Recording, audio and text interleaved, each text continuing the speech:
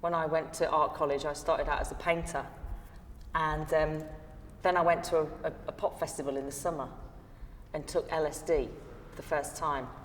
And I started seeing, like, I went on this 14-hour trip and saw everything in 3D, like every single molecule in the air was just there. So I was walking through a curtain, and I remember looking at the trees in the field, and instead of having apples on them, every single thing, every apple was Michael Jackson talking to me.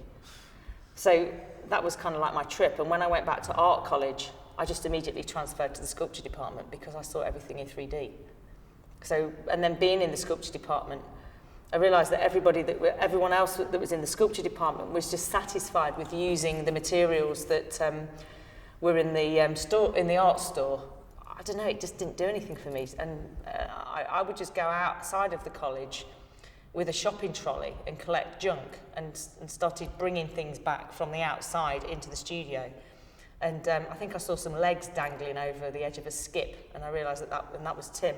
And he had the same magpie instinct of like finding objects and bringing them into the... So we started making independently assemblages out of found materials. And I guess that's how we kind of connected. I think Tim was very interested in taking things apart, weren't you? I think it's weird, isn't it? Because if you're a student, you haven't got any money, you go out and find things in skips, don't you? It's a bit of a cliche in that sense, but I think the two of us just really like making things. We started working together. I think we made our first collaborative piece in 95, which the first piece we ever made was a video piece together, which was nearly our last.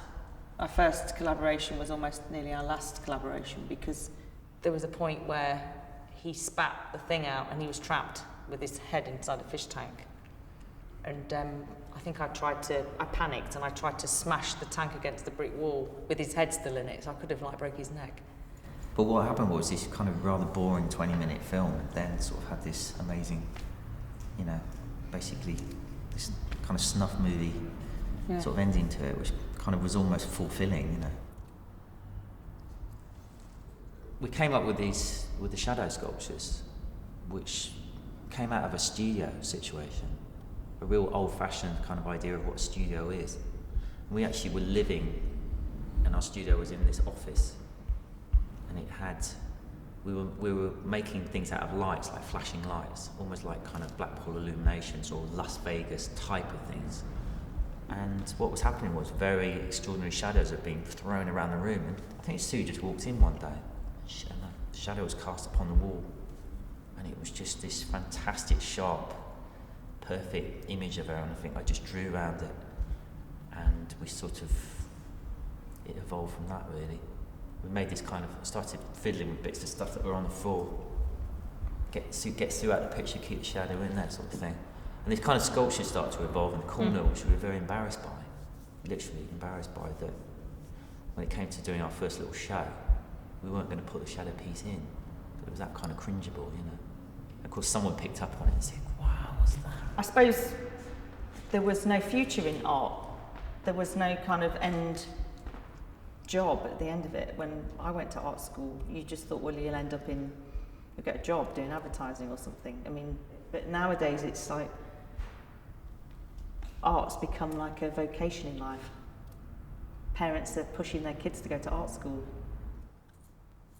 You feel very alone in being an artist. You're in the studio alone with your own thoughts, aren't you? And it's a dangerous place to be, and you very rarely step outside of that to step back and look at myself in that way. I never feel that I've been recognised enough or achieved things that others might look at. I don't know, because I suppose it's like that's what keeps you striving to carry on making, because I don't think I've said what I wanted to say properly just yet. Critical of each other, so we can really annihilate each other and put each other down, and you end up feeling quite like it's just beginning. But I think that's a healthy place to be. I think we've got our best work to come yet. That's what I feel like.